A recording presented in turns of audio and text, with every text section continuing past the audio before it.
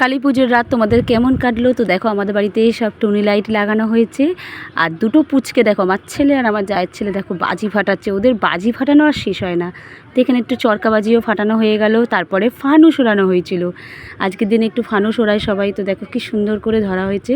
ফানুসটা এক্ষুনি উড়ে যাবে, এই উড়ে চলে গেল। তোমরা কে কে ফানুস উড়িয়েছো? তারপরে আমি চলে গিয়েছিলাম পুজো দিতে। আমাদের যে মণ্ডপে, ওখানে আমি একটু মালা মিষ্টি একটু আলতা সিঁদুর নিয়ে পুজো দিতে গিয়েছিলাম। তো দেখো এই যে আমাদের কালী ঠাকুরের মূর্তিটা দেখেছো কি সুন্দর লাগছে, সব মালা টালা দিয়ে পরানো হয়েছে। তো আমি একটা আকন্দের মালা একটা নীলকণ্ঠের মালাই পেয়েছিলাম, কারণ অর্ডার দিইনি যেহেতু, আর জবার মালাটা পাইনি, সব অর্ডার শেষ হয়ে গেছিলো। তো আমি একটু পুজো দিয়ে দিলাম। তারপরে দেখো আরতি করবে এখানে। এখানে সব আরতি দিয়ে জ্বালছিল। 108টা প্রদীপ দিয়ে আরতি করা হচ্ছে। কি সুন্দর লাগছে না?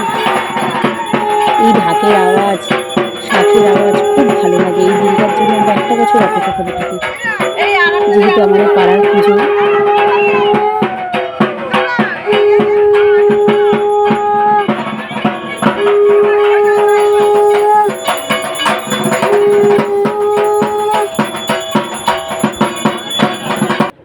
কালী মায়ের ভোগের প্রসাদ পাঠিয়ে দিলাম সবার জন্য। মা সবাইকেই ভালো রাখুক, সুস্থ রাখুক।